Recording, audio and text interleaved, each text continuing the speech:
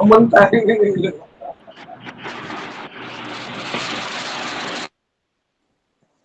श्री राम गुरुजी, प्रणाम। जय श्री राम, जय श्री राम। गुरुजी प्रणाम। मैं चाय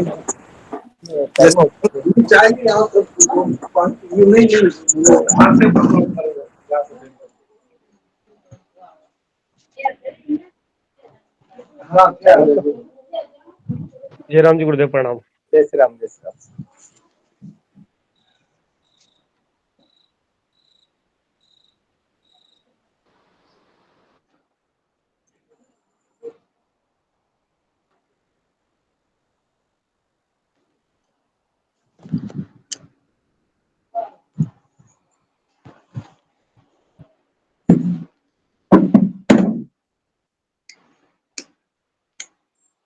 एक मिनट, तो मेहमान आ गए, थोड़ा 2 मिनट।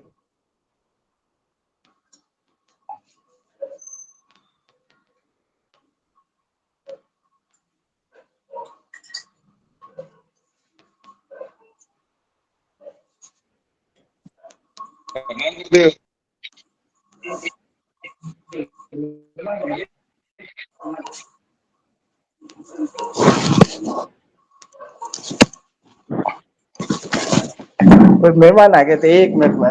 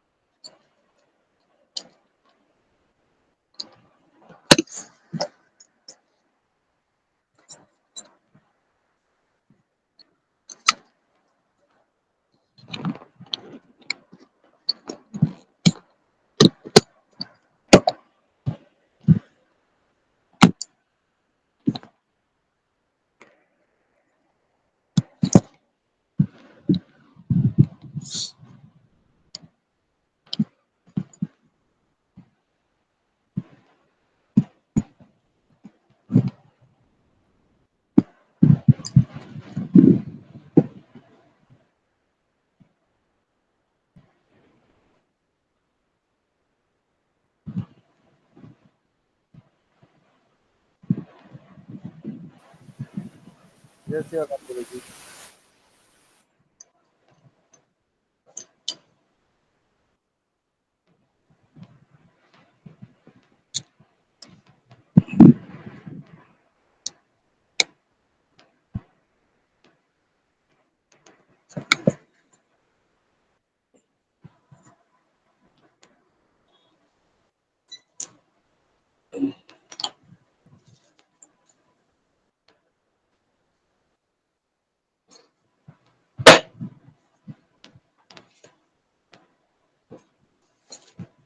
ओम जी जुड़ गए इससे, ओम जी साकला,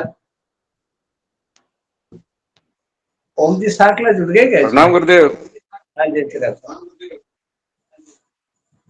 आज आप क्या बैठे हो? है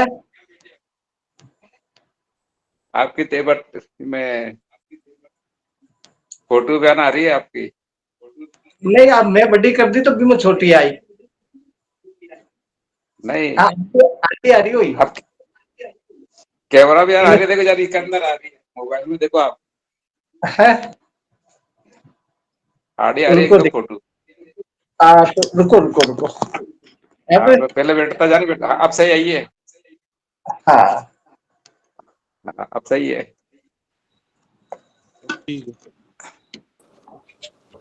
जय श्री राम गुरुदेव। जय श्री राम। जय श्री राम गुरु जी। जय श्री राम बेटा, जय श्री राम। वो मोहन भाई लेके आया ये स्टैंड, जो उसके देख रहा हूँ, ये पास में क्या थोड़ी दिक्कत होती है। सीताराम परम राम दाता दयाल मुझे माम सदगुरु मानाराम जी सलिल देव गुरु परंपरा ध्यान मूलम गुरु मूर्ति पूजा मूलम गुरु पदम मंत्र मूलम गुरु वाक्य। आज हम लोग जिस विषय पे बात करेंगे वो है जय श्री राम गुरुदेव, साष्टांग प्रणाम। हाँ, माफी चाहूँ, थोड़ो मोड़ो होगो मागे सासराम साहब घुस गो। नहीं कोई बात नहीं। तो आज हम जिस विषय पे बात करेंगे वो है सुषुम्ना। और सुषुम्ना नाड़ी अपने आप में अद्भुत है। इस जगत से, परम जगत जो ब्रह्मांड की शक्तियां हैं उनसे परिचय कराने का काम जो करती है वो सुषुम्ना नाड़ी करती है। बहुत बार लोगों के फोन आते हैं कि हम ऐसा नहीं कर सकते। मैं आपको बता रहा हूँ कि कोई भी काम हल्का या ऊंचा नहीं होता है। हर आदमी इस दुनिया में जितने भी संत महापुरुषों ने जो जन्म लिया ना, वो जीरो से लेके यात्रा शुरू करी और पीक पर पहुंच गए। फर्श से शुरू करी और अर्श पर पहुंच गए। आज आप लोगों के परम स्नेह और मेरे सदगुरु की कृपा से मेरा भी नंबर आता रहता है। बाहर में भी छोटे से परिवार से जन्मा हूँ। अभी मेरा मई के अंदर 5-6 दिन का बाहर का प्रोग्राम है थाईलैंड का। तो ये कोई भी आदमी ये नहीं कह सकता कि मैं ये काम नहीं कर सकता। मुझे सपने में संभव नहीं था कि मैं ऐसा कर सकता हूँ, फिर भी आप लोगों के सामने हूँ। तो जो भी आप काम करो लगन लगा के करो। कृपा, सतगुरु की कृपा हमारे ऊपर सदा रहती है। कोई भी काम करो लगन करके करो, निश्चित तौर पर सफलता मिलेगी। तो पहले की जो दो नाड़ियां हैं उनके बारे में आपको बता दूं कि हमने अभी तक 2 नाड़ियों के बारे में पढ़ा था। ईड़ा नाड़ी और भाई टाइम से जुड़ जाया करो, बार बार ये इसमें डिस्टर्ब होती है, रिकॉर्डिंग होती है ना, तो उसमें आप ये डिस्टर्ब होती है। हम लोगों ने चर्चा करी थी ईड़ा नाड़ी और पिंगला नाड़ी। ईड़ा नाड़ी और पिंगला नाड़ी सांसारिक कामों के काम आती है। सिर्फ और सिर्फ दुनियादारी के धर्म निभा सकते हैं। जो भी हमारे कर्मकांड जितने भी धर्म है वो निभा सकते हैं, बाकी और कोई इनका रोल नहीं है। परमपिता परमात्मा की अगर अनुभूति करनी है तो इन नाड़ियों का कोई भी रोल नहीं है, न ईड़ा का न पिंगला का। ईड़ा नाड़ी से अच्छे काम किए जाते हैं, शुभ काम किए जाते हैं। पिंगला नाड़ी से जो इससे भी शुभ काम किए जाते हैं, लेकिन जो क्रूर टाइप के हो, जैसे कोर्ट कचहरी के हो, थाने वाने के हो, लड़ाई झगड़े के हो, आपके पक्ष के होने चाहिए, जमीन जायदाद का लफड़ा हो, ऐसा कोई। क्योंकि शुभ काम तो उनमें भी होते हैं। तो इसके बारे में मैंने डिटेल से आपको बता दिया।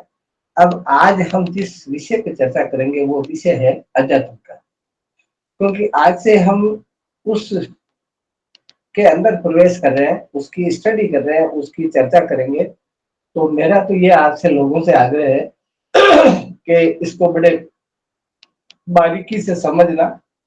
जो चीज आपके समझ में ना आवे उसको आप दोबारा पूछना, 3 बार पूछना। आप पूछते नहीं हो, सबसे बड़ी समस्या ये रहती है। क्योंकि जब तक आप तर्क नहीं करोगे आप लोगों के समझ में नहीं आएगी। माया समय से जुड़ा कर भाई। तो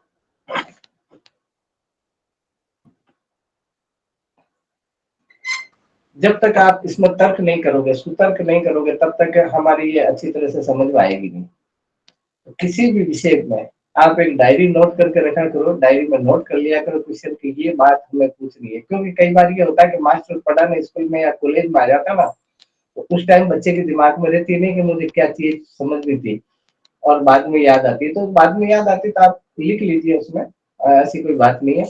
अपने मेरे 24 घंटे आपके लिए दरवाजे खुले हैं। मैं चाहता हूं कि जितना इसका प्रचार हो धर्म का उतना अच्छा है। तो आप नोट कर लो और बाद में क्लास पूछ लो। मैं पौन घंटे ये आपसे चर्चा करूंगा और 15 मिनट आप लोगों को ये प्रश्न पूछने हैं। तो आप सुनिए अब। प्रणाम गुरुदेव। जैसे राम साहब, जैसा कि आपको पता है कि 24 घंटे में 21,600 श्वास चलता है। 21,600 श्वास में से आधे श्वास ईडा नाड़ी के हैं और आधे पिंगला नाड़ी के हैं। ये हम सबको पता है। आप तीसरी चौथी क्लास ये अटेंड कर रहे हो तो ये हम सबको पता है कि ये भाई आधे आधे श्वास होते हैं। अब इन आधे आधे श्वास में 5 तत्व चलते हैं, आकाश वायु अग्नि जल पृथ्वी। आकाश तत्व 4 मिनट चलता, वायु 8 मिनट, अग्नि 12 मिनट, जल 16 मिनट और पृथ्वी तत्व 20 मिनट। अब इनके अलग अलग श्वास है। इनको इसको इस श्वास को हम प्राणवायु कहते हैं। वो बात एक अलग है कि ये प्राणवायु अंदर जाके अलग अलग वायु में डिवाइड हो जाती है। जैसे कि प्राण अपान समान उदान व्यान नाग कृकल देवदत्त गंध, इस प्रकार से ये डिवाइड हो जाती है। लेकिन मूल रूप से ये प्राणवायु होती है। अंदर जाके इसमें विभाग बन जाते हैं। अब आकाश तत्व, परमात्मा की कृपा देखो, परमपिता परमात्मा की कृपा देखो, प्रकृति की हमारे ऊपर अनुकंपा देखो कि जब हम परमपिता परमात्मा का स्मरण करते हैं तो 2-3 तरीके होते हैं उसमें। क्योंकि ईडा नाड़ी संपूर्णतया चल रही हो या पिंगला नाड़ी संपूर्णतया पूर्ण रूप से चल रही हो तो उसमें आप परमपिता परमात्मा का स्मरण भी करोगे ना तो आपका ध्यान भटकेगा। क्योंकि ये मन बड़ा विचलित करता है इस शरीर को। ये मन अदृश्य रूप में हमारे शरीर में इतने लंबे चौड़े शरीर पर कब्जा जमा रखा है इसने। तो हम जब जब भी पूजा पाठ करते हैं, परमात्मा का स्मरण करते हैं, सदगुरु का स्मरण करते हैं, तो अगर नॉर्मली इनमें करेंगे हम ईडा नाड़ी और पिंगला नाड़ी तो निश्चित तौर पर हमारा ध्यान भटकेगा। तो ईश्वर ने हमारे ऊपर इतनी बड़ी कृपा करी है। पूरी रामचरितमानस गवाह है, भागवत जी गवाह है इस बात का, गीता जी गवाह है कि आप सुषुम्ना में ध्यान लगा सकते हो। सुषुम्ना में बहुत अच्छा ध्यान लगेगा क्योंकि सुषुम्ना में लगा हुआ ध्यान मन के भटकाव को रोकता है। दूसरा, हमारे संत लोग कहते हैं और सांख्य योग के आचार्य कहते हैं कि अगर आपको सुषुम्ना की अनुभूति होने में थोड़ा विलंब है तो हर घंटे में, हर ढाई घड़ी में, ढाई घड़ी इसका तो 1 घंटा, हर ढाई घड़ी में 4 मिनट आकाश तत्व चलता है। इसमें 1440 श्वास आकाश तत्व के लेने पड़ते हैं, हमारे को छोड़ने पड़ते हैं। अब आकाश तत्व भी सांसारिक दुनियादारी से बहुत दूर है, लेकिन जितनी पावरफुल सुषुम्ना है उतना पावरफुल आकाश तत्व नहीं है। आकाश तत्व बुद्धि से रिलेटेड है। तो आप अगर सुषुम्ना में नहीं कर सकते हो, मान लीजिए ध्यान, तो आकाश तत्व में कीजिए। आकाश तत्व की सबसे बड़ी पहचान मैंने आप लोगों को पिछली बार बताई और जब तत्वों की आएगी, जब मैं आपको डिटेल से समझा दूंगा। आकाश तत्व आपका कैसे कब चलेगा या सामने वाले का कब चलेगा, आप अगर किसी से प्रश्न कर रहे हो तो मैंने इशारा बता ही दिया कि ऐसे ऐसे जब होता है तो जैसे ऐसे ऐसे कोई करता है, यूं करता है, ऐसे ऐसे इस वाले हिस्से से ऊपर ऊपर आपका कुछ मूवमेंट होगा। और वो मूवमेंट ये दिखाता है कि आपका आकाश तत्व चल रहा है। सुषुम्ना में आपने ध्यान नहीं किया, आकाश में ध्यान नहीं किया, फिर एक विकल्प और है। फिर एक विकल्प और है कि आप नासाग्र ध्यान कर कर, नासाग्र बोलते हैं नाक के आगे वाले हिस्से को, इस वाले हिस्से को, इस वाले हिस्से को, और इस पे एक दो महिला वर्ग के जो बिंदी लगा के ना, छोटी वाली बिंदी, ज्यादा मोटी नहीं, छोटी वाली, या तो बिंदी लगा लीजिए इस पे या काजल का ये स्पॉट बना दीजिए इधर, ताकि आपका ध्यान दोनों आंखों की दूरी अगर एक तरफ होगी ना, दोनों आंखें अगर इसी नाक को देखेगी तो आपका मन काफी हद तक कंट्रोल होने में सहायक होगा। ये 3 तरीके। अब हम ध्यान की बात, जब ध्यान का चैप्टर आएगा जब करेंगे, आकाश तत्व की बात जब आकाश तत्व आएगा जब डिटेल से समझाऊंगा आपको। आज हम मूल रूप से सुषुम्ना की बात करेंगे। सुषुम्ना है तो सुषुम्ना है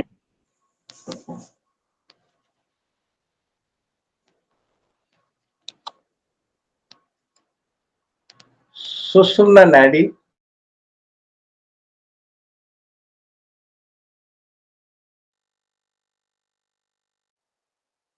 नाक के दोनों छिद्रों से जब समान वायु निकलती हो उसको सुषुम्ना नाड़ी कहते हैं। हर घंटे में, हर 2.5 घड़ी के अंदर जब श्वास बदलता है तब भी सुषुम्ना निकलती है। और हमारे ऋषि मुनि या विद्वान जो संत होते हैं वो क्या करते हैं कि 24 जो श्वास दिन भर में निकले हैं उन 24 को कलेक्ट कर लेते हैं। एक दिन के को कलेक्ट कर सकते हैं, जितनी ज्यादा उनमें एबिलिटी होती है। ये मेंटली पावर के ऊपर डिपेंड करता है। आप 2 दिन की इकट्ठी कर सकते हो, 4 दिन की इकट्ठी, साल भर की इकट्ठी कर सकते हो। क्योंकि जब मजा आता है ना किसी चीज में, आनंद आता है किसी चीज में, हमारी जो सांसारिक चीजें जितनी भी है, सांसारिक आनंद जितने भी है वो क्षणिक होते हैं, उनको हम विषयानंद बोलते हैं। और हर विषयानंद, करोड़ों प्रकार के आनंद है इस दुनिया में जिनको हम विषयानंद कहते हैं, वो क्षणिक होते हैं, चाहे किसी का भी हो। आपकी इच्छा है कि कोई गुलाब जामुन खाने की, वो खाया, जब तक मजा आया उसके बाद में तो कोई फर्क नहीं पड़ने वाला। लेकिन जो ब्रह्मानंद है, ब्रह्म का आनंद, जो परमानंद है, परम आनंद, जो नित्यानंद है, जो नित्य रहने वाला आनंद, वो अगर आनंद है तो परमपिता परमात्मा का है। और परमात्मा का अगर आपको ध्यान करना तो इससे बड़ा कोई विकल्प है ही नहीं। ये मेरे जीवन का अनुभव बता रहा हूँ, मैं किताब पढ़ के नहीं बता रहा हूँ। तो इन एक 24 घंटे के अंदर 1440 श्वास आकाश तत्व के चलते हैं, जो कि तीसरी श्रेणी है इसकी। अब 3600 इसमें पल होते हैं आकाश तत्व के। एक स्वस्थ व्यक्ति की श्वास प्रश्वास की क्रिया दिन रात 24 घंटे में 21,600 श्वास चलती है, आप लोगों को सबको पता है। इसमें से 10,788 श्वास, 10,788 ईड़ा नाड़ी के चलते हैं और 10,788 श्वास पिंगला नाड़ी के चलते हैं। और बच्चे 24 घंटे में जो 24 श्वास, अब आप अगर इसमें कैलकुलेशन करोगे तो 10,788 प्लस 10,788 21,600 श्वास होते हैं। तो फिर बोले ये 24 श्वास कहाँ से आए? अगर आप प्रश्न बनाओ तो सुषुम्ना की गिनती नहीं होती है, अध्यात्म की गिनती नहीं होती है, परमपिता परमात्मा की गिनती नहीं होती है, वो तो कण कण में व्याप्त है। तो अब 24 श्वास ये सुषुम्ना के चलते हैं। योगी जन चाहे तो आवश्यकता अनुसार सुषुम्ना के श्वास को बढ़ा भी सकता है और घटा भी सकता है, उसकी इच्छा की बात है। अब सुषुम्ना या कुंडलिनी नाड़ी संध्या काल को कहते हैं। अब इसको आप समझिए, सुषुम्ना नाड़ी, कुंडलिनी नाड़ी, सुषुम्ना या कुंडलिनी नाड़ी संध्या काल को कहते हैं। हम ढोल नगारे झालर शंख वगैरह मंदिरों में बजते हैं, उसको संध्या बोलते हैं। संध्या का मतलब होता है संधि, संधि का मतलब होता है दो चीज मिलना। संधि, आप हिंदी के स्टूडेंट रहे होंगे, शायद सारे पढ़े लिखे लोग हैं। संध्या का मतलब होता है संधि। संधि माने सूर्य और चंद्र की संधि, ये वाला सूर्य और चंद्र नहीं, ये वाला सूर्य और चंद्र। इस सूर्य और चंद्र की संधि, ये सूर्य और चंद्र की संधि तो प्राकृतिक है, ये तो प्रकृति में रात कर देगी। सूर्य अस्त होगा तो रात कर देगी, सूर्योदय होगा तो दिन कर देगा, चंद्रोदय होगा तो रात कर देगा, चंद्रास्त होगा तो दिन कर देगा। इस प्रकार से इसका क्रम है। लेकिन हमारा जो बॉडी, जो नेचुरल बॉडी है, इसकी संधि कब होती है? इसकी संधि तब होती है जब प्रकृति की संधि चंद्र और सूर्य मिलने को कहते हैं। ऐसे ही हमारे शरीर की संधि जब चंद्र और सूर्य का मिलन होता है, जब चंद्र सूर्य में गमन करता है, सूर्य चंद्र में गमन करता है, उसको संधि कहते हैं। और एक खुशी की बात मैं ये बताऊं कि इसी संगम काल को, इसी संधि के समय हमारी कुंडलिनी नाड़ी जो है बड़ी एक्टिवेट रहती है। लेकिन क्योंकि कुंडलिनी को पता है कि मूर्खों को पता ही नहीं है, इन ज्ञान की कमी के कारण उनको पता नहीं है, वो तैयार रहती है, अलर्ट रहती है। लेकिन अलर्ट उसको ऊपर उठाने की जिम्मेदारी हमारी, लेकिन हम जाने तो वो सुषुम्ना में होती है।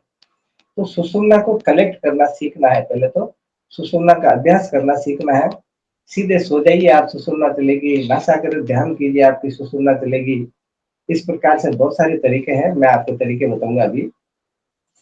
अब क्वेश्चन ये होता है कि इड़ा और पिंगला की संधि को ही हम संध्या कहते हैं। उदाहरण पे अभी हमारा चंद्र स्वर चल रहा है और वो सूर्य में गमन कर रहा है, या सूर्य स्वर चल रहा है चंद्र में गमन कर रहा है, तो उस काल को संधि कहते हैं। परिवर्तित होते समय प्राकृतिक नियम के अनुसार एक श्वास प्रश्वास समान रूप से दोनों नासा छिद्रों से चलेगा, उसको संधि कहते हैं। दुख की बात यह है कि वो श्वास एक ही चलता है, इसलिए हमारी जानकारी से वो विलुप्त हो जाता है, क्योंकि लंबा चले तो हमें पता ही पड़े। क्योंकि सुषुम्ना जब चलती है जब आदमी को मूर्छा आ जाती है, आदमी मूर्छित हो जाता है, लेकिन एक श्वास में कितना मूर्छित हो गया। एक श्वास चलता है मूर्छित, फिर वापस वो थोड़ा सा, कई बार आपने देखा होगा ऐसे बैठे बैठे एकदम ऐसे करते हैं, कंपन सा होता है बॉडी के अंदर, वो सुषुम्ना का संकेत है। तो अब यही तो संज्ञा है, जब दोनों स्वर मिलते हैं यही तो संज्ञा है, यही सुषुम्ना है, यही कुंडलिनी है। यही वह समय जब किया हुआ असंख्य ध्यान असंख्य गुना होता है। आप करोड़ बार नाम लो, एक 108 की माला को, रुद्राक्ष की या तुलसी की या कमलगट्टे की किसी की भी माला को, 108 माला को चाहे 108 बार फेरो आप, लेकिन इस समय सुषुम्ना के समय अगर एक श्वास एक बार भी बोला ना, तो सीधे वो परमपिता परमात्मा जो कण कण में व्याप्त है उसके चरणों में जाके गिरेगा। किसी मंदिर का दरवाजा अगर बंद है तो आप दिन में 1000 बार जाइए, दरवाजा बंद है, लेकिन किसी जानकार आदमी को समय अनुकूल पता है उसको कि इतने बजे मंदिर खुलता है, वो एक ही बार जाएगा, दर्शन हो जाएंगे। इसी प्रकार से सुषुम्ना में उस परमपिता परमात्मा का जो घट है, ये जो शरीर है, जो नेचुरल बॉडी हमारे को परमात्मा ने दी है, इसमें जो बैठा है परमपिता परमात्मा, जो आत्मा रूप में बैठा है, उसका दरवाजा खुला रहता है सज्जनों। और उस समय हम परमपिता परमात्मा का अगर स्मरण करें तो निश्चित तौर पर वो उसकी अनुभूति हुए बिना रह नहीं सकती है। एक बार आप कीजिए, 2 बार कीजिए, 10 बार कीजिए, करत करत अभ्यास के जड़ीमती होत सुजान, रसरी आवत जात थे शिल्प भरत निशान। आप लगातार कीजिए तो वो तो इतना दयालु है परमपिता परमात्मा, लेकिन हम जानते नहीं है वहां तक जाना, उसकी अनुभूति करना हम जानता नहीं है। तो वो तो दया का सागर है, करुणा निदान है। सुषुम्ना का योगी लोग भरपूर आनंद उठाते हैं। आज आप देखिए कोई आदमी, सुषुम्ना वो एक अवसर होता है इस प्राकृतिक शरीर का, हम प्राकृतिक पुरुष है, इस प्राकृतिक शरीर में चलने वाली सुषुम्ना वो घड़ी होती है जब आपके सामने अगर शेर भी आ गया ना, तो वो शेर भी आपके जैसा हो जाएगा, यानी आपको नुकसान नहीं पहुंचाएगा, क्योंकि एक ओरा बनती है, बॉडी के चारों तरफ एक ओरा बनती है। आप देखोगे, आपने देखा होगा माउंट आबू में, उत्तराखंड में सब लोग साधना करते हैं, वहां तो सब प्रकार के जानवर है, शेर भी है, चीता भी है, वगैरह भी है, जरक भी है, सब प्रकार के, उनको नुकसान क्यों नहीं पहुंचाते? यही कारण है तो उनको जानकारी है सुषुम्ना की। तो इसका योगी लोग भरपूर आनंद उठाने का तात्पर्य यही है कि वो योगी जन इस सुषुम्ना को खाली नहीं जाने देते, फालतू नहीं जाने देते। कुंडलिनी सीधी आत्म तत्व तक प्रवाहित होती है, और जब मैंने अभी बताया आपको कि जब सुषुम्ना चलती है ना, तो कुंडलिनी सीधी जो आत्म तत्व है, कुंडलिनी आत्मा नहीं है। आप ये सोचते हो, कई जने मेरे को कहते हैं कि कुंडलिनी जगाना सिखाइए, वो तो मैं बता ही दूंगा आगे, लेकिन कुंडलिनी आत्मा नहीं है। कुंडलिनी तो उसका रास्ता है, उसका वे है। तो कुंडलिनी आत्म तत्व तक जाने का एक आत्म तत्व तक प्रवाहित होती है उस समय। परमानंद प्राप्ति के लिए किसी अनुभव गुरु से सुषुम्ना की राह करना चाहिए, क्योंकि एक अहोरात्र श्वासों से ही यदि मानव चाहे तो चतुर्मुख की आनंद की शांति प्राप्त कर सकता है। अगर आपको सक्षम गुरु मिले तो निश्चित तौर पर एक ही अहोरात्र कहते हैं 24 घंटे को, 24 घंटे में, अब एक मैंने जब अभ्यास किया था, मैंने जब अध्ययन किया था अभी का इसका, और जब मैं कोर्स कर रहा था बनारस हिंदू यूनिवर्सिटी से, तो एक रात में कई कई रातें बिताई मैंने, कई कई 24 घंटे बिताए। मैं दिन में काम पे भी जाता था और रात को भी जागता था, यानी लगातार। सजनों, परमपिता परमात्मा दयालु है, लेकिन ऐसे तो नहीं है ना किसी मुट्ठी भर कोई मिट्टी है जो उठा लो या कोई पत्थर है जो उठा लो, प्रयास तो करना पड़ेगा। रस्सी की हिम्मत नहीं है जो पत्थर को काट दे, लेकिन पनियारन रोज रस्सी से रस्सा खींचती है पनघट पे, तो उस रस्से को, उस वो रस्सा उस पत्थर को काट देता है। तो करत करत अभ्यास के जड़ीमती हो तो सुजान, रसरी आओ तो जात थे शिल्पर भरत निशान। तो आपको अभ्यास करना पड़ेगा, अभ्यास करे बिना संभव नहीं है। किताबें पढ़ने से ज्ञान मिल सकता है आपको, ब्रह्म ज्ञान नहीं मिलेगा, आत्मज्ञान नहीं मिलेगा। जो नित्यानंद की प्राप्ति है, परमानंद की प्राप्ति है, ब्रह्मानंद की प्राप्ति, वो नहीं हो सकती। किताबें पढ़ने से ठीक है, अभ्यास करना सीख जाओगे, किसी को समझाना हो तो वो सीख जाओगे, उसको सिर्फ ब्रह्म क्षत्रिय कहते हैं। ब्रह्म की जानकारी रखने वाला संत ब्रह्मनिष्ठ नहीं हो सकता है।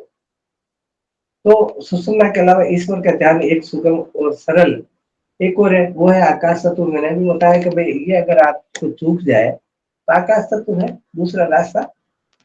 ये तत्व एक अहोरात्र में मैंने बताया 1440 श्वास ये चलते हैं, और इसमें जीव अगर योगाभ्यास करे तो इसमें भी अन्य कार्य वर्जित है। सुषुम्ना में अगर आप दूसरे काम करोगे, परमपिता परमात्मा की अनुभूति के अलावा जो दूसरे काम करोगे तो उसमें आपको घाटा होगा, उसमें आपको नुकसान होगा, अननेसेसरी परेशान होंगे, मेंटली आप परेशान होगे, माइंड डाइवर्ट रहेगा, बहुत प्रकार के नुकसान है। क्योंकि ये सिर्फ वहीं जाने का रास्ता है। प्रकृति ने मानव को नित्य यानी 24 घंटों में 1464 श्वास तो आत्म, ये 464 मेरी किताब है, और 64 को 40 कर लेना, 64 नहीं है, 1440 है, 64 को काट के 40 कर लेना इसमें। तो ये इसीलिए दिए हम हमारे को परमात्मा ने। अब प्रतिदिन शुभ कार्य करने के लिए 10,068 श्वास और क्रूर कर्म, तेजस्वी कर्म, साहसिक कर्म करने के लिए 10,068 श्वास प्रकृति प्रदान करती है। लेकिन क्योंकि हम जानते नहीं है, समझे बिना भोला रह गया जगत का। कई लोग दवा दर्द की जाने बिना, कहीं मेटना चाहे रोग, दवा की शीशी के ऊपर, खांसी की शीशी के ऊपर लिखा होता है कि इस दवा को हिला के पिलाइए, और हम मरीज को अगर हिला के पिलाएं तो खांसी तो नहीं मिटेगी लेकिन वो मिट जाएगा। तो आज विज्ञान का युग है, ये प्रकृति के नियमों को निरंतर भूलते जा रहे हैं हम लोग। जितने भी एजुकेटेड लोग हैं, जितने भी पढ़े लिखे लोग हैं, जितने भी विज्ञान, क्योंकि विज्ञान कर्म को मानता है और हम धर्म को मानते हैं। विज्ञान क्रिया को मानता है और हम आस्था को मानते हैं। फर्क इतना है, क्रिया होने के बाद जो रिजल्ट आएगा उसको विज्ञान मानता है, और आस्था के माध्यम से जो प्राप्त होगा वो धर्म है। इस कैजुअल बॉडी के अंदर, इस नेचुरल बॉडी के अंदर आत्मा निवास करती है, ये सब जानते हैं। ये बोल रहा है वही तो आत्मा है ना, आप सुन रहे हो वही तो आत्मा। आप पता नहीं कोई दिल्ली बैठे हो, कोई जयपुर बैठे हो, कोई जोधपुर, कोई जयपुर, कोई कहा, ये मेरी आवाज आप तक जा रही है, ये परमात्मा की कृपा ही तो है ना। ये जो निकल रही आवाज कौन निकाल रहा है? आत्मा निकाल रही है। अगर कोई कह दे कि ये निकाल रहा है, ये जो बैठा जो निकाल रहा है, तो अगर इसकी फूंक निकल जाए, अंतिम श्वास हो, तो फिर ये तो बैठा ही है, फिर आवाज निकलने वाला कौन गया? तो सुषुम्ना भी उस आत्म तत्व की अनुभूति कराता है। स्वर विज्ञान द्वारा व्यक्ति अपनी अंतर चेतना तथा विश्व चेतना में समन्वय स्थापित कर सकता है। अब देखिए इस शब्द का मतलब समझिए आप। तत्वासु दर्शन के द्वारा, स्वर विज्ञान के द्वारा व्यक्ति, कोई भी साधक अपनी अंतर चेतना के द्वारा विश्व चेतना स्थापित कर सकता है। ये मेरा अनुभव तो मैं क्या कह सकता हूँ, लेकिन मेरा मानना है ये। एक आदमी, कोई आदमी रेवदर बैठा, कोई जोधपुर बैठा, कोई दिल्ली, कोई जयपुर, कोई कहीं बैठा है। अगर मान लीजिए जोधपुर वाला आदमी दिल्ली वाले आदमी के समीपस्थ नजर आ जाए, जबकि वो है नहीं, वो तो जोधपुर बैठा है, जो मूल व्यक्ति है वो तो जोधपुर बैठा है। इसको कहते हैं अंतर चेतना से विश्व चेतना में स्थापित होना। और ये कई बार मैंने सुना, पुराने जो ऋषि मुनि हुआ करते थे वो ऐसा कर देते थे, वो विद्वान थे। हम लोग अभी इतने विद्वान नहीं है, हम प्रयास करेंगे तो शायद हो सकता है कि हम भी ऐसे विद्वान हो सकते हैं। क्योंकि कोई भी विद्या आपको चोटी पर नहीं ले जा सकती, आपका प्रयास चोटी पर ले जाएगा। क्योंकि किसी विद्वान ने लिखा है, किसी विद्वान ने नहीं बल्कि मैंने लिखा है, मैंने शायद पोस्ट करा था कि everyone is the world deserve to be from ordinary to extraordinary। एक साधारण से असाधारण, एक साधारण व्यक्ति से असाधारण बनने की जो कला है वो, there are many such examples here who started their journey from zero to the peak। वो कोई जीरो से शुरू करता है और वो पीक पर पहुंच जाता है, ऊपर परमपिता परमात्मा की अनुभूति कर लेता है। कोई माँ के पेट से निकलकर, माँ से पेट के निकलकर इस धरती पर आता है, जन्म लेता है, जिसको हम जन्म बोलते हैं। कोई भी आदमी विद्वान नहीं होता है। स्वामी रामानंदाचार्य कोई माँ के पेट से विद्वान थोड़ी पैदा हुए, जगत गुरु शंकराचार्य विद्वान थोड़ी पैदा हुए, या मध्वाचार्य जी या निम्बार्काचार्य जी विद्वान थोड़ी पैदा हुए। बाद में इन्होंने प्रयास करा, बाद में इसकी खोज करी, परमात्मा की अनुभूति करी कि कहाँ है वो कण कण में विराजने वाला। बिन पद चले सुने बिन काना, कर बिन कर्म करे विधि दाना, आनंद बिना सकल रस भोगी, बिन बानी बता बत जोगी। ऐसा अगर रामचरितमानस में लिखा तो है का, इसका प्रयास करा उन्होंने, खोज करी, रिसर्च करा, संतों की शरण में गए, सदगुरु की शरण में गए, और सदगुरु ही ईश्वर होता है, वो अपने ही खुद को खुद की अनुभूति करा देता, उसको हम सदगुरु कहते हैं। तो इसको बोलते हैं अंतर चेतना तथा विश्व चेतना में समन्वय स्थापित करना। यानी अंतर चेतना कहते हैं स्वयं की चेतना के द्वारा अंतर भीतर जो आत्म तत्व है हमारे, उस चेतना को, उसको चैतन्य करके दूसरे विश्व चेतना, विश्व के किसी भी कोने में, ये तो जोधपुर जयपुर दिल्ली है, आप अमेरिका ऑस्ट्रेलिया ईरान इराक कहीं भी, वो उसकी अनुभूति करा सकता हो सकता है अगर आवश्यकता हो तो। चंद्र स्वर और सूर्य स्वर हमारी विभिन्न सांसारिक कार्यों में हमारी मदद करता है, लेकिन सुषुम्ना सिर्फ और सिर्फ अध्यात्म में हमारी मदद करती है, इसमें कारगर होती है। इसमें अध्यात्म के अलावा सभी कार्यों में आपको अननेसेसरी विघ्न आएगा, बिना मतलब का विघ्न आएगा। इसका महत्व योगी जन जानते हैं। योगी शब्द योग से बना है, योग नाम जोड़ने का है, अर्थात योगी वह है जो इसको उससे जोड़ दे, ये काम सुषुम्ना करती है। हम योगी लोगों को अधिकतर देखते हैं, और हमारी साइकोलॉजी है। जब मैं उदयन साहब के पास गया था, ये फोटो उदयन साहब के ऊपर जो दिखती है आपको, जब उदयन साहब के पास गया तो मेरी उससे पहले मेरी भी यही धारणा थी कि योगी उसको कहते हैं जो लंबी लंबी दाढ़ी है, ऐसा होता है वैसा होता है, 10 5 20 माला होती है उसके गले में, इस प्रकार के तिलक होते हैं। लेकिन उदयन साहब कैसा कुछ नहीं था, जिनकी शरण में रहकर मैंने ये सीखा। तो योगी शब्द का मतलब ऐसा नहीं है कि दाढ़ी बढ़ा ली, बाल बढ़ा लिए, माला 2 4 10 पहन ली, ऐसे भगवे कपड़े पहन लिए, काले नीले पीले कपड़े पहन लिए। योगी शब्द का मतलब होता है इससे उसको मिला दे, इससे उसको, किसको, आत्मा को परमात्मा से मिला दे। आत्मा और परमात्मा जुदा रहे बहुकाल, सुंदर मेला सतगुरु मेला कर दिया उस सुंदर मिले दलाल। सतगुरु मेला कर दिया, सुंदर मेला कर दिया और सदगुरु मिले दलाल। आत्मा और परमात्मा जुदा रहे बहुकाल, अभी हम भिन्न भिन्न मानते हैं इसको, आत्मा अलग है परमात्मा अलग है, ऐसा हम मानते हैं, ऐसा स्वीकार करते हैं। आत्मा और परमात्मा जुदा जुदा मतलब अलग अलग रहे बहुकाल, बहुकाल मतलब बहुत समय तक। सतगुरु मेला कर दिया जब, सुंदर मेला कर दिया जब सतगुरु मिले दलाल। सुंदरदास जी महाराज कह रहे हैं कि इस बात की अनुभूति मुझे जब हुई जब मुझे मेरे सतगुरु मिले। तो सज्जनों, ये कोई बड़ी बात नहीं है, आप अगर प्रयास करोगे तो कोई भी चीज बड़ी नहीं होती है। तो योगी उसी को कहते हैं कि इससे उसको मिलाते हैं, यानी है कि अलग अलग नहीं है। एक समुद्र से आप पानी की कटोरी भर लीजिए, पानी की कटोरी भर के अलग रख लीजिए। अब हम ये कहते हैं कि इस कटोरी में पानी है, वो समुद्र से अलग है।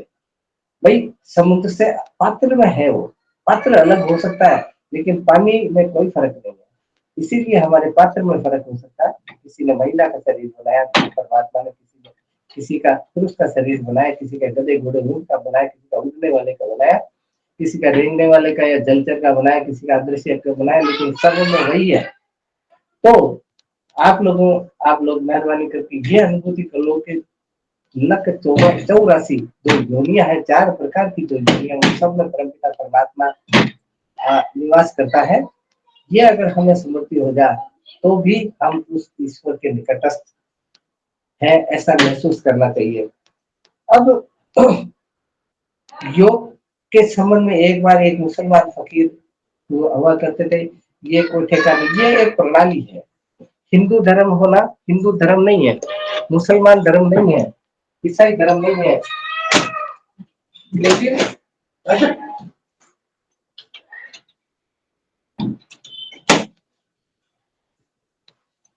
हिंदू कोई धर्म नहीं, मुसलमान कोई धर्म नहीं, ईसाई फारसी जैन कोई धर्म नहीं है, प्रणालियां है। हमारा धर्म तो सनातन है, सनातन धर्म से निकले सारी प्रणालियां, चाहे हिंदू हो चाहे मुसलमान सिख ईसाई जैन फारसी कुछ भी। तो एक मुस्लिम फकीर ने लिखा था कि रब दा की पावना इधर फूट के उधर लावना। उससे किसी ने पूछा कि परमात्मा की अनुभूति करना तो कैसे की जाए, तो उस इनायत शाह उसका नाम था, उसने कहा कि भाई ये तो छोटी सी बात है, थोड़ा रुकिए, तो उसकी इच्छा थी इसकी फजीती की जाए, इसकी बेइज्जती की जाए। तो मैं सोचा यार कि मैं तो इसकी बेइज्जती करने आया, लेकिन ये कह रहा है कि ये तो छोटा-सा काम है। वो फिर बार-बार पूछने पूछने लगा कि बता अल्लाह ताला क्या है? कैसे अनुभव किया जाता है? बोले छोटी-सी बात है, थोड़ा रुक, मैं अल्लाह ताला की खिदमत कर रहा हूँ। उस इनायत शाह को बार-बार परेशान करने के बाद इनायत शाह ने ये कहा कि फारसी शब्द है ये, ब्रह्मदा की पावना इधर के उधर लावना। आप 3 तार लीजिए, इस तार में ट्यूबलाइट लगी हुई है, ये तार न्यूट्रल का है, ये 2 तार फेस के हैं ये वाले। इसमें ये जुड़ रही है, ट्यूबलाइट जल रही है, लेकिन ये 0 वाट का बल्ब है, ये वाला, इसमें लगा हुआ, लेकिन इसमें न्यूट्रल नहीं है, तो इस तार को इसमें से तोड़ के इसमें लगा दो तो ये जल जाएगा। भाई इलायत शाह का कहना था कि अभी तुम्हारा तार प्रकृति में जुड़ा हुआ है, इस तार को इधर से काट कर उधर जोड़ दो तो परमात्मा की अनुभूति हो जाएगी, रबदा की पावना इधर के उधर लाना। तो इतना सा काम है, लेकिन हम करते नहीं है, कहना आसान है, करना कोई चाहता नहीं, इसीलिए परमात्मा उसके नजर आता नहीं।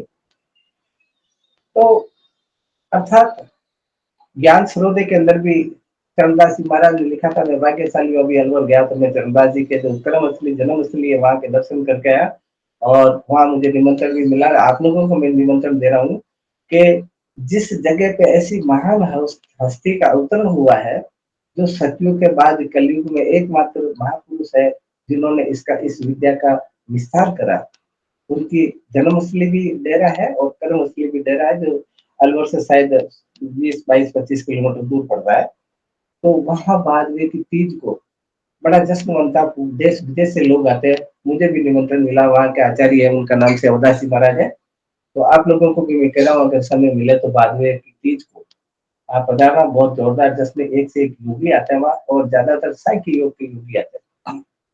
ज्ञान सरोदे में भी लिखा कि योग करो सुख मन चले के आत्म को ध्यान, और काज कोई करे तो कुछ आवे हाल। चंदा जी महाराज स्पष्ट लिख रहे हैं कि या तो इसमें योग कीजिए, योग माने जोड़ना, योग का मतलब ये नहीं ऊंची टांगे करके शीर्षासन करो, ये करो वो करो। योग बहुत प्रकार का है, इसको तो हठ योग बोलता है। किसी भी प्रकार का योग माने जोड़ना, कि इसमें या तो योग करो, कब, जब सुख मन चले, के आत्म को ध्यान, आत्मा की अनुभूति का ध्यान कीजिए आप, आत्मा है का, और काज कोई करे तो कुछ आगे हाल। चंदास महाराज का कहना है कि इसमें अगर दूसरा कोई काम करोगे तो निश्चित तौर पर आपको हानि यानी नुकसान होगा।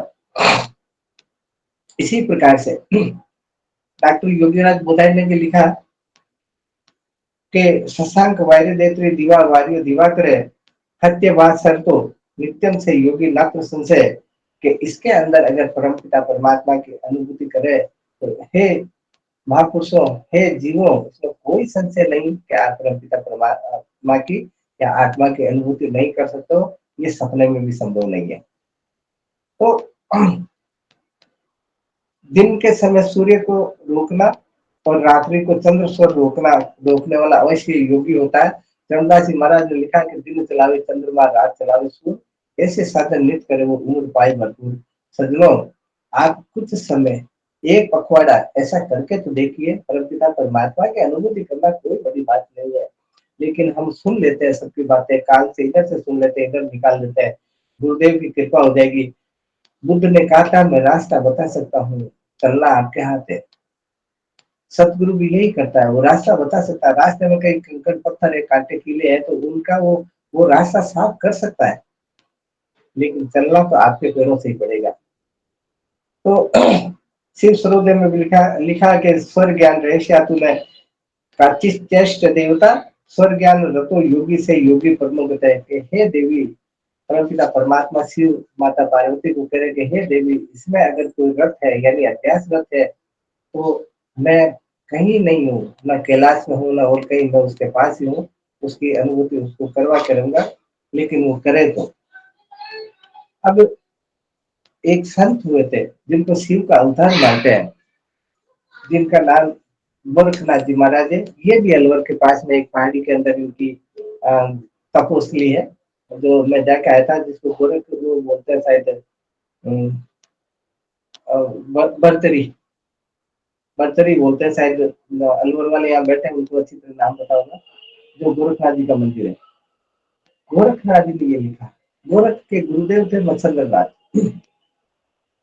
गोरखनाथ की तपोस्थली अलवर की पहाड़ियां हैं और उन गोरखनाथ ने लिखा कि जब गुरु और शिष्य के संवाद हो रहे थे तो वो ये कह रहे हैं कि दिन बजे से चोर डाक, रात बजे से चोर, दिन बजे से रात बजे से चोर डाक, दिन बजे से ढोर, गुफा बजे से ऊंदरा भाई सुमरन की गति। और जब दोनों गुरु और शिष्य के गोरख बोध भी एक इनकी पुस्तक है, उसमें बहुत ही मार्मिक तरीके से दिया है। तो उसमें लिखा कि रात बजे से चोर डाक, दिन बजे से ढोर, गुफा बजे से ऊंदरा भाई सुमरन की गति। और रात बजे से चोर, रात का इंतजार कौन करता है? चोर करता है। चोरियां होती है ना, रात को चोर रात को आता है, दिन में थोड़ी आता है। रात बजे से चौड़ा, दिन बजे से दौड़। और दिन का इंतजार, सूर्योदय का इंतजार करते हैं जानवर के, सूर्य उदय हो तो चारा चरने जाए। रात का इंतजार चोर करते हैं कि जब रात की 2, 3, 4 बजे तो हम चोरियां करने जाए। गुफा वजह से उंदरा, और गुफा के अंदर जो कुछ कुछ करके चूहे गुफा में जाके अपनी आवाज निकालने की कोशिश करते, गुफा वजह से उंदरा। गुफा में जाके अगर वो बसता है तो वो चूहा है। और सुमरन की गति और के परमपिता परमात्मा की अनुभूति करने की जो गति और है। अब इसको आप, ये तो शब्दार्थ है, इसका भावार्थ या इसका यथार्थ समझिए। इसका यथार्थ ये है कि रात बजे से चौड़ा। आप में से कोई बता सकता है रात कौन से स्वर को बोलते हैं? रात, रात किस स्वर सूर्य स्वर। है? गुरुदेव सूर्य स्वर। सूर्य स्वर। हाँ, रात सूर्य स्वर को बोलते हैं। सूर्य स्वर को रात बोलते हैं क्योंकि अभी थोड़ी देर पहले मैंने बोला था कि दिन चलावे चंद्रमा, रात चलावे सूर्य। कि सूर्य स्वर में अगर कोई ईश्वर का, गोरखनाथ जी के कहने का तात्पर्य ये है कि सूर्य स्वर में अगर ईश्वर का भजन करता है, सुमरन करता है, तो वो चोर है, वो चोर की भांति है। दिन वजह से डोर, और दिन कहते हैं चंद्र स्वर को। दिन में बजता है तो भी वो डोर के समान है। यानी डोर और ये चोर कहने का तात्पर्य ये उनका कि ये कोई काम के नहीं है, ये यूजलेस है। लेकिन गुफा वजह से उंदरा, और घर बार छोड़ के 2, 3 बच्चे बच्चे पैदा कर दिए, घर बसा दिया, और फिर घर वालों को दुखी करके वो पहाड़ों में जाकर तपस्या करे, परमानेंटली घर छोड़ दे परमपिता परमात्मा की अनुभूति करने के लिए। तो इन बच्चों के अंदर, इन औरतों के अंदर, इन पोते पोतियों के अंदर भी वही परमात्मा जिसको तू ढूंढने गया जंगल के अंदर। तो गुफा वजह से उंदरा के ऐसे लोग चूहे की भांति होते हैं कि मेरे को बचने के लिए, मेरी अनुभूति करने के लिए सब तामझाम करने की कोई आवश्यकता नहीं है। आप घर में रहते हुए ये कर सकते हो, ये तो बड़ा इजी तरीका है। तो भाई सुमरन की गति, और गोरखनाथ जी ने कहा कि सुमरन की तो गति हो रही है, तो चाहे पहाड़ों में जाइए आप, चाहे गुफा में जाइए, सुमरन की गति वो है सुषुम्ना, सुषुम्ना जिसको बोलते हैं।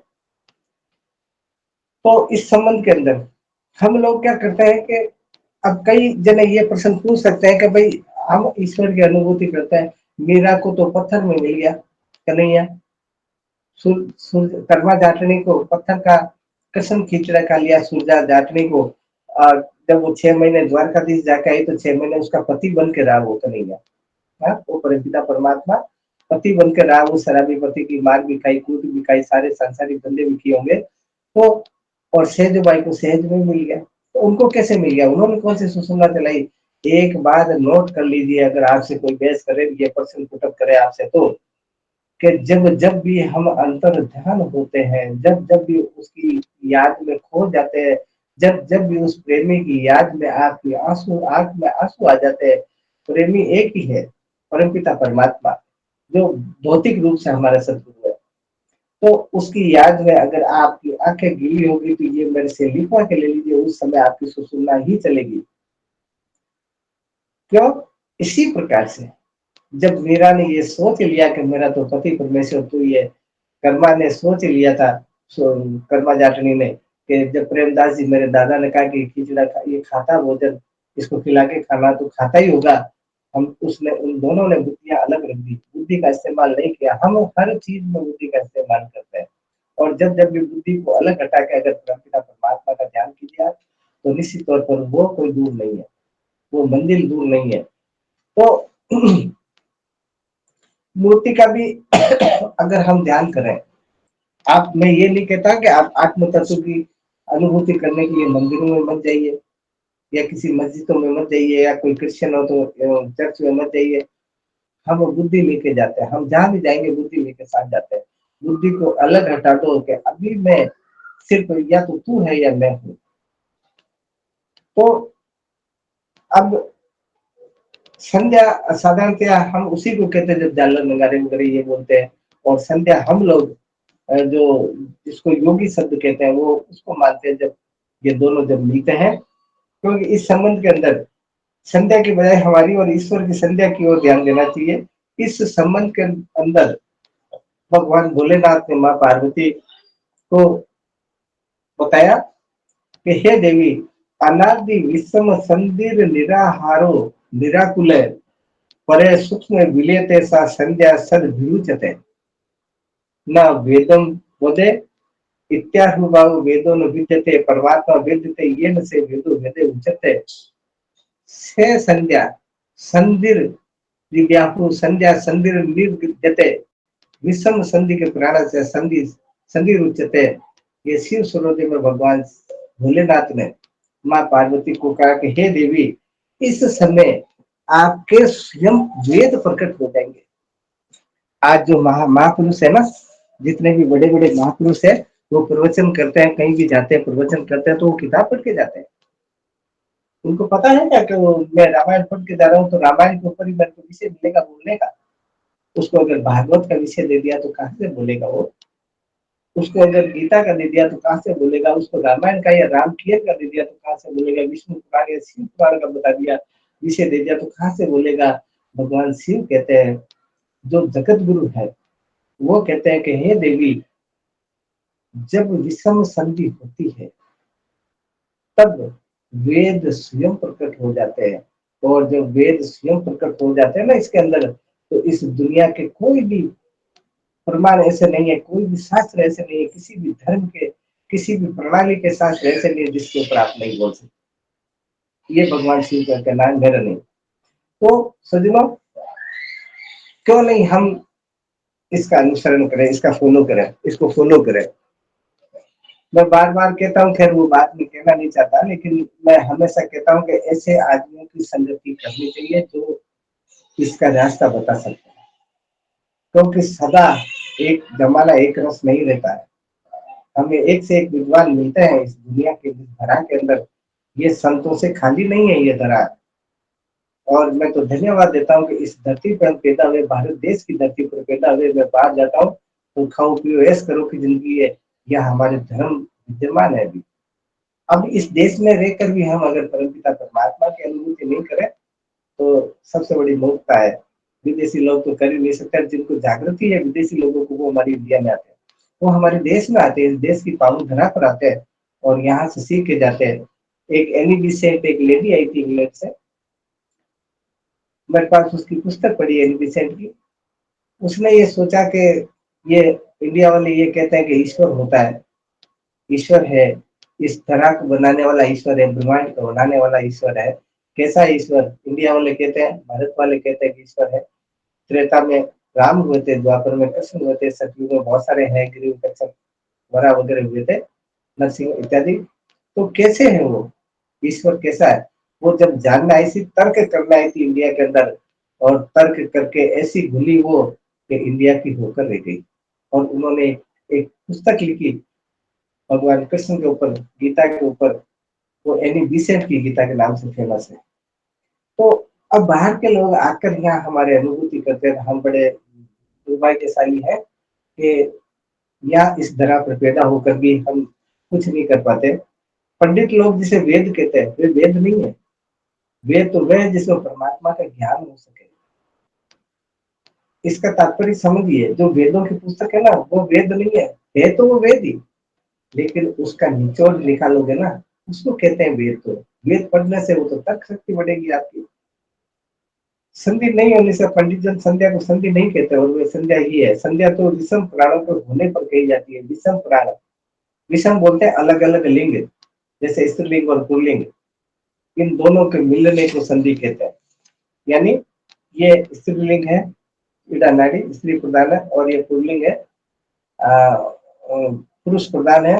अब जब दोनों स्त्री और पुरुष दोनों इड़ा और पिंगला इधर आके मिलती है, आप वैष्णव संप्रदाय में देखिए कि जो त्रिपुंड लगाते, वैष्णव संप्रदाय जो वैष्णव तिलक लगाते हैं, जैसे अभी आपको दिख रहा होगा मेरा वाला, तो ये बीच में जो लाल वाली बिंदी है ना, ये वो जगह है नीचे वाली जिस जगह दोनों का मिलन होता है।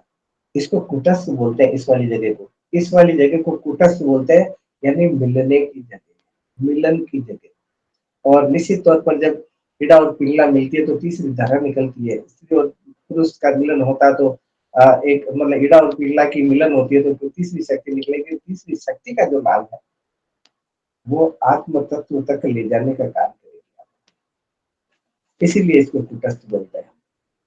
अब सुषुम्ना में ध्यान करने से शून्य में शब्द का उजाला होता है। देखिए, मैं आपको बताऊं कि ये विषय बड़ा लंबा चौड़ा है, तो मैं सोच रहा हूँ कि सुषुम्ना को 2 चैप्टर में समझाऊं आपको, या जल्दबाजी में करूं तो एक ही में समझाऊं, क्योंकि ये अच्छा विषय है। तो इसी तक मैं यहीं तक आपको इसकी इस क्लास की तीसरी करके मैं आपको ये कहना चाहता हूँ कि सज्जनों, संधि होती हुई है चंद्र और सूर्य के संधि। मैं आपको बुरा नहीं माने तो एक बात कहूं कि एक संत हुए थे ऐसे, उन्होंने ये अपने शब्दों में लिखा कि, खैर शायद हो सकता है आपको बुरा लग जाए, तो आप इसी तरीके से समझ जाइए कि जब जब भी चंद्र और सूर्य के मिले बिना तीसरी शक्ति का अवतरण नहीं हो सकता। प्रकृति का नियम है, किसी भी 2 चीज को मिलने से तीसरे की उत्पत्ति होती है। 2 पत्थरों को टकराइए, आग निकलेगी। 2 किसी भी चीज को टकराइए, ध्वनि निकलेगी, लेकिन टकराने पे निकलेगी। यही प्रकृति का नियम है। यही, क्योंकि ये शरीर प्रकृति पुरुष है, पुरुष का मतलब आदमी नहीं है, हर जो प्राणी है उसको प्रकृति पुरुष कहते हैं। तो इसमें भी ईड़ा और पिंगला को टकराने की कला अगर किसी में आ गई तो सज्जनों, वो एनर्जी निकलना कोई बड़ी बात नहीं है, वो शक्ति निकलना कोई बात नहीं है। और शक्ति के द्वारा ही हम उस तक पहुंच सकते हैं कहाँ पर आत्मा विराजती है। आत्मा कण कण में है तो किस जगह पर है। जैसे बिजली के तारों में करंट है तो कैसे है, इसके लिए हम एक एक इक्विपमेंट लेना पड़ेगा, एक टेस्ट लेना पड़ेगा। टेस्ट के बिना हम कह नहीं सकते, अगर तार नंगे है ना तो उसमें हम कह नहीं सकते बिजली ये है भाई, ये है तो कैसे मालूम पड़ेगी। हम कह देते आत्मा इसमें है तो कैसे मालूम पड़ेगा।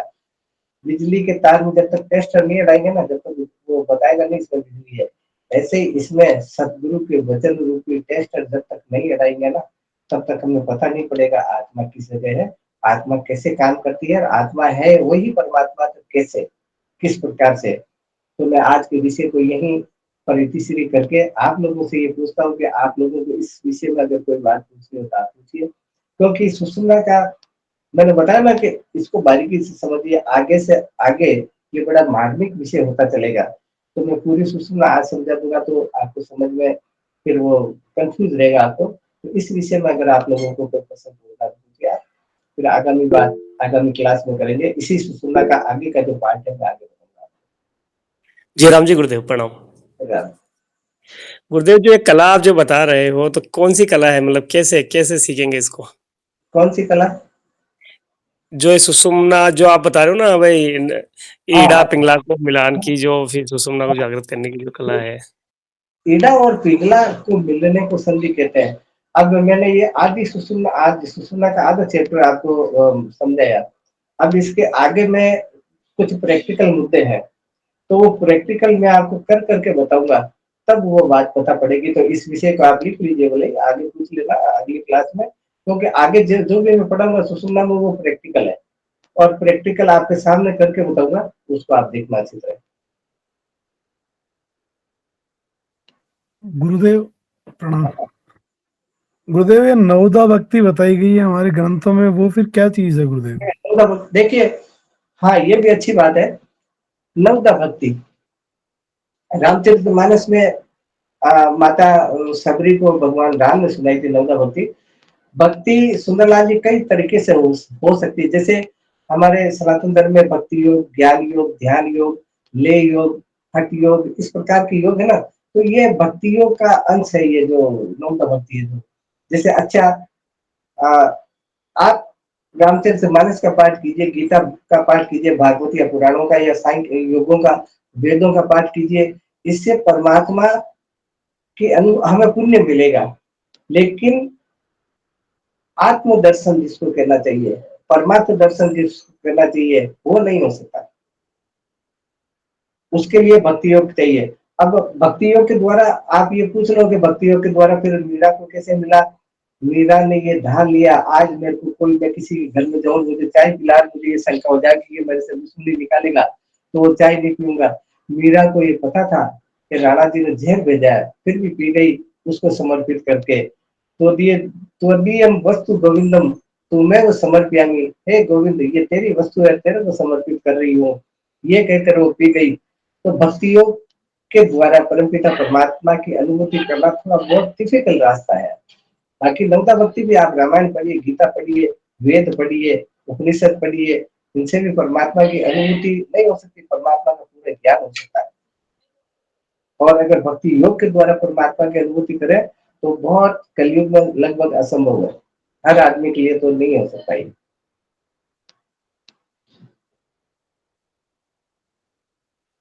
और किसी सज्जन को कोई बात पूछने की पूछिए, फिर आप अपन तीसरी करते हैं, फिर अगली क्लास में ये आप पूछना, अपन सुनना, चर्चा करेंगे अगली में। माँ सबरी ने हजारों वर्षों तक तपस्या करी, मेरे राम आएंगे, क्योंकि महर्षि मतंग ने ये कहा था कि सबरी बेटा इंतजार कर, जो इस ब्रह्मांड का स्वामी है, जो राम रूप में अवतरित लेगा इस त्रेता युग में, वो तेरी झोपड़ी जरूर आएगा।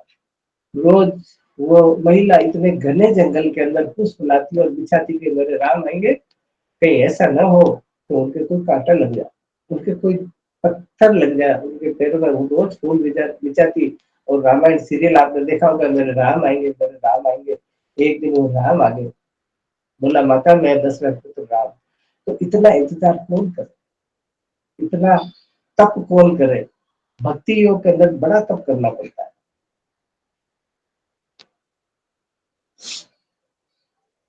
और किसी सज्जन को कोई बात पूछनी हो?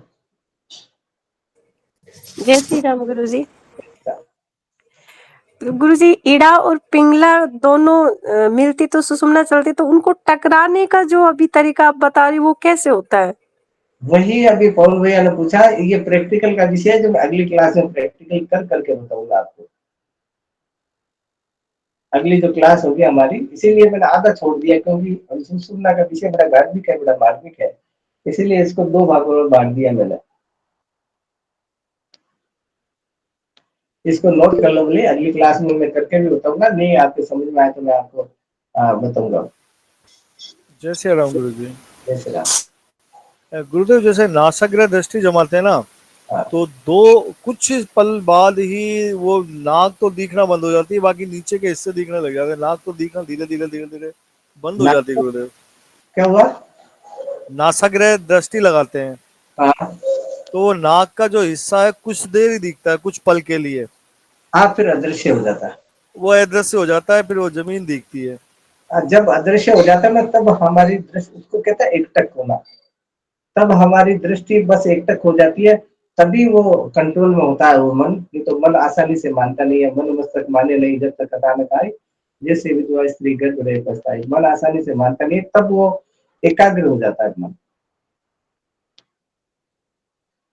मैं एक बार और ये क्लास को, आपको कोई प्रश्न पूछना तो पूछिए आप, नहीं तो क्लास को संपूर्ण होते होते एक बात और कहना चाहता हूँ कि आप जो भी सज्जन गुरुमुखी नहीं है, तो मेहरबानी करके आपके निकटस्थ जो भी विद्वान लोग हो, उनकी शरण में जरूर जाइए, क्योंकि गुरु के बिना कल्याण होने का प्रश्न ही नहीं उठता।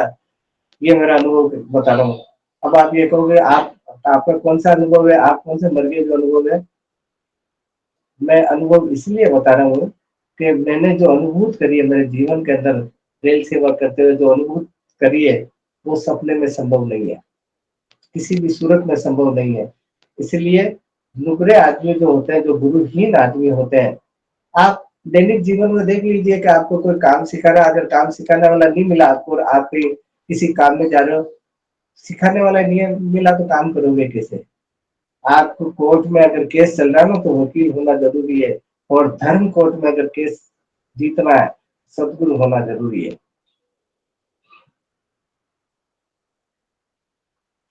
और किसी सज्जन को कोई बात पूछनी तो पूछिए, फिर इतिश्री करता है। गुरुजी एक एक बात और पूछनी, आज पूर्ण भाई आए क्या क्लास में? हाँ पूर्ण भाई आए हैं क्लास में आज? हाँ हाँ। वो ये कह रहे थे कि आप 10-15 दिन के लिए सबको अजमेर में प्रैक्टिकल करवाएं तो। बेटा मैं तो तैयार हूँ, लेकिन समस्या ये रहती है कि मैं टिकू अजमेर जब है ना। हाँ मैं यही बोल रही हूँ, गुरुजी अजमेर में रहेंगे तभी तो करवाएंगे ना वो। अब मैं आज अजमेर हूँ, कल से निकल जाऊंगा, फिर आपको मैंने शेड्यूल डाल ही दिया मेरे को कि जोधपुर जाना, हरियाणा जाना, इधर उधर जाना, जहाँ भी जाना। नहीं गुरुजी, जब आप 10-15 दिन के लिए अजमेर में ही रहो तो ये सक्सेस हो सकता है। वो हाँ कह रहे थे, पूर्ण भाई बोल रहे थे, शायद किशन सिंह भाई से बात हुई होगी उनकी, वो भी बोल रहे थे। तो हैं 2-4 जने, तो फिर आपके अजमेर के भी हैं कुछ लोग।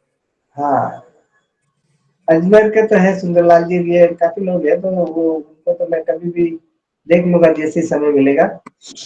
हाँ, तो बोल अब रहे थे हम एक जगह ले लेंगे और जो भी खर्चा वर्चा होगा हम सब मतलब हम इसी से सब मिल के अपना देख लेंगे, कोई भी जगह देख लेंगे अच्छी सी। कुछ नहीं कहा आपने, लंबा चौड़ा गुरुदेव की कृपा है कि लंबा चौड़ा है। नहीं, हम आपको परेशान, माता जी को परेशान नहीं करेंगे हम। कोई परेशानी नहीं आती इसको। देखो मेरा मानस ये था पहले कि भाई मई के अंदर मैं यहाँ बुलाऊंगा सब लोगों को जो भी इंटरेस्टेड है, लेकिन अभी आज सुबह ही, कल ही आया था मैसेज। वो पटाया और बैंकॉक का मेरा 5 दिन का कार्यक्रम है, तो 5 दिन का मतलब है कि करीब 9 दिन लग जाते हैं आने जाने में, व्यस्त होता है। तो 5 दिन का 25, 26, 27, 28, 29 5 दिन का कार्यक्रम है पटाया और बैंकॉक में।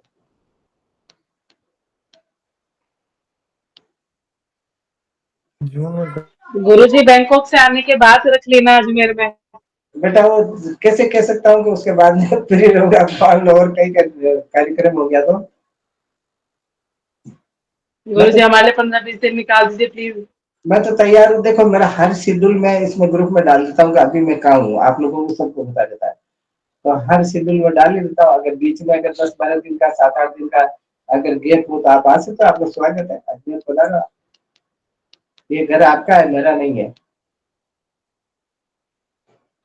तो मैं प्रयास करूंगा कि जब तक इस शरीर के अंदर जान है, तो हर वो उस आदमी को, हर उस प्राणी को जो इसका इंटरेस्ट रखता है, उसको वहां तक छोड़ के आऊंगा, छोड़ के जाऊंगा यहाँ से, धरती से जब जाऊंगा ना इस शरीर से। तो ये मेरा वादा है कि अगर मुझे समय मिला और मेरे में प्राण रहे, गुरुदेव की कृपा से प्राण रहे इसमें, तो मैं तब तक हर जागरूक चैतन्य आत्मा को उस परमात्मा की अनुभूति करा के रहूंगा। अगर आप लोगों की जागृति है, आप लोगों में ये है, काबिलियत, मेंटलिटी है, तो और अनुभव होना चाहिए। हर तरीके से मैं बता के आपको समझाऊंगा, हर वो सिस्टम आपको बताऊंगा जो उस रास्ते पर जाने के लिए सुगम हो। तो आज इस क्लास को यही इतिश्री करें। और प्रकाश जी ने रिकॉर्डिंग करी है आज, वो मोहन भाई शायद तो वो अलवर है तो वो रिकॉर्डिंग कर नहीं पाया, तो हम जी को मैंने बोला, उन्होंने रिकॉर्डिंग कर दी होगी तो आप लोग सुनना, दोबारा इसको सुनना। और मेरा तो आप लोगों को हाथ जोड़ कर भी कहना है, मैं हाथ जोड़ता हूँ आपको कि इन मेरे एक एक शब्दों को बड़े बारीकी से इनको मंथन करना। ये आज तक जो अभी मैंने समझाया आपको, ये कोई छोटी मोटी कोई पन्ना नहीं है, जो पन्ना जो मैंने समझाया, इसके एक एक शब्दों को मंथन करना। और इस पे आप अगली बार प्रश्न पूछना। आप प्रश्न नहीं पूछते हो, सबसे बड़ी मेरी समस्या ये रहती है कि आप पूछते नहीं हो। तो इन्हीं शब्दों के साथ मैं मेरी वाणी को विराम देता हूँ। श्री राम। जय श्री राम गुरुदेव, प्रणाम। प्रणाम गुरुदेव। जय जय श्री राम श्री राम प्रणाम गुरुजी। गुरुजी, प्रणाम। जय श्री राम गुरुजी, प्रणाम। जय श्री राम।